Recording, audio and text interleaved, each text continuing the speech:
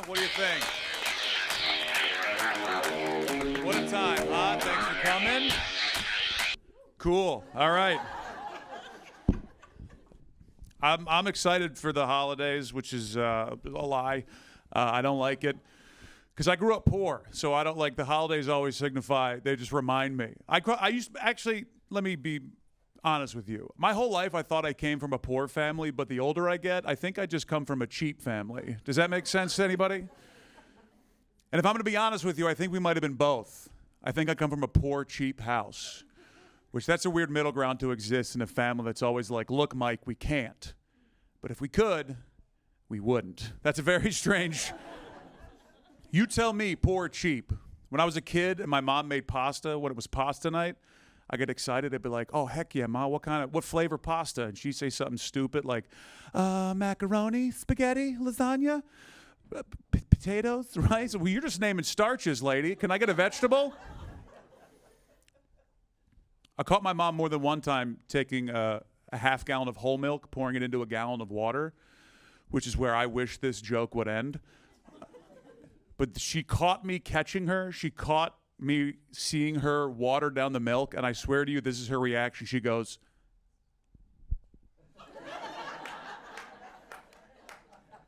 and then she said out loud, I'll never forget, she goes, 2%. I was like, I don't know much about anything, but that's not how you make milk. I think there's a cow. You got to spin it. We were a bag cereal family. Any other bag cereal kids here? One guy, which is statistically not true. I saw this recently. Like, I was in college the first time I shopped for myself, and I saw boxed cereal. I was like, yo, this shit comes in boxes? Okay. Seems like a waste of natural resources. But my parents were so cheap that they found out because the bag cereal. And oh, by the way, have you been in the cereal aisle recently? Did you know that brand names are getting in the bag cereal game? Like, I don't consider myself a racist, but it's the most racist I've ever been in my life. I saw like Cheerio brand Cheerios in the bags, and I didn't know what to do. I just went, get out of my country! Like, I didn't know what to do. I felt like they were invading my space. I was like, this is not for your people. But my parents were so cheap, they found out that once those bag cereals, because they're in like those giant dog food size bags, they got crushed up enough because everyone would be digging through looking for the good stuff. My parents found out that once they got crushed up enough that supermarkets would sell that cereal for half price. Do you want to figure out how to emotionally wreck your kids for the majority of their adult life? Make them wake up every day to a bowl of cereal powder. See how that treats them. You ever wake up to see your mom cutting your cereal with a credit card? Just like, hey, what are we doing here, huh? Every day, just a bowl of toasty O-dust and homemade 2%? That'll really mess with your head. I didn't know Fruit Loops went all the way around until I was 23. That's messed up. That's not how you're supposed to be raised. I always thought Loop was in reference to the bird from the commercial. I didn't have the literature on the box. Okay. We did some weird, like when I remember one Christmas, my dad told me, he gathered me and my sisters around, and he told us that at one point we had a Christmas that was donated by the church. Like the church, because they didn't have a good year and they couldn't buy us gifts, so the church donated all the gifts for our Christmas. And that really like kind of messed us up a little bit. Like for him to have to deal with that and then also admit it to us, that took a lot. But then I kept thinking, and I just said, Dad, we never went to church. And then he just said, I was like, wait a minute. Were we also gypsy thieves? Did I just find out that my parents are criminals? This is how cheap my parents were. I love, like, I don't wear glasses, but I love them. I love people in glasses. I'm not setting you up. I think they elevate the face. My whole family wears glasses. I'm the only person in my family that doesn't wear glasses.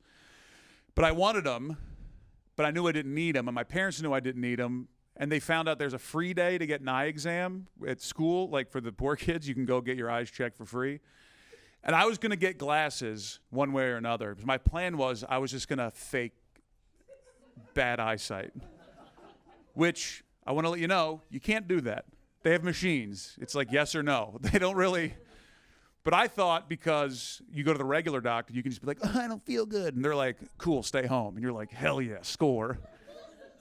The problem was that I was a dumb kid. I'm now a dumb adult, but I was a dumb child. And I thought, like, if I saw somebody wearing glasses as a kid, I would assume that you were cross-eyed. That's what I thought glasses were for, because they called them corrective vision. So I just thought that they just took that one wonky eye and just, yeah, we're back. Like, that's what I thought they were for. So that was my plan. I was going to go into the eye doctor just cross-eyed as shit, and I was going to score some sweet specs. And I went guns blazing. I did not care. The doctor goes, what's that first letter? I was like, all right, here we go. Let me see here. Huh. All right, that first letter is 7. He said, well, that's a number. You want to try that again, Chief? You want to figure that letter out? And I was like, you ain't getting me. That is a 7. He goes, all right, man, have it your way. Here are your sunglasses and your stick. That is my official, don't run into walls, I guess, is my diagnosis. You laugh, but I went in for glasses, came out with a Labrador. So it's actually a pretty solid deal, if you ask me. I don't know. I think that like gives me like the anxiety that I have in life. Like I'm a very anxious person. I was diagnosed with panic disorder a couple of years ago. I had it my whole life, but only recently was I diagnosed. My dad always used to call it being a little bitch. But hold on, he's not a doctor, so that's just his opinion. I think at this point in the show, I should tell you, let's connect a little bit. I was raised by a used car salesman and a birthday clown. So if anybody has any questions right now, I'd be more than happy to go over them with you. But I'm a very anxious person, diagnosed with panic disorder. My anxiety manifests as a heart attack. That's what my brand of anxiety is that I have, my brain tells my body I'm dying of a heart attack. And the first time that happened, I called my mom, because that's what you do. You call your mom. At least that's what I do. And I don't recommend that part of this. Don't call your mom. She's lost her mind. Don't call my mom either. She's useless. I love her to death, but this is what she said when I called her only son, called her at 4 o'clock in the morning and said, I think I'm having a heart attack. She said, and I quote, well, Mikey, have you changed fabric softeners lately?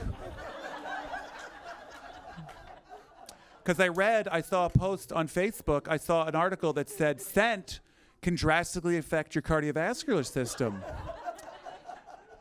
I was like, Mom, whether I live or die, this is our last conversation. I don't know how to be your son after that. It's going to make for an awkward Thanksgiving. She did tell me to go to the hospital. She said, go to the emergency room. That's their job. And I told her I would, which was a lie. I didn't. I should have probably called 911 because I was going to take myself to the emergency. And I took an Uber, which don't do that. Don't ride share in an emergency situation. And if I'm going to be real honest with you, it was an Uber pool. Which that's an awkward ride for everybody. Just people coming in and out of the car. Like, how's your night? I'm like, not great. I would stop asking me questions. That's why you got the 1 star. Thanks for adding that to the cameras that are now. No, I think you got a 1 star because your cab smells. Now, anyway, whoa, that's what got you? My bad.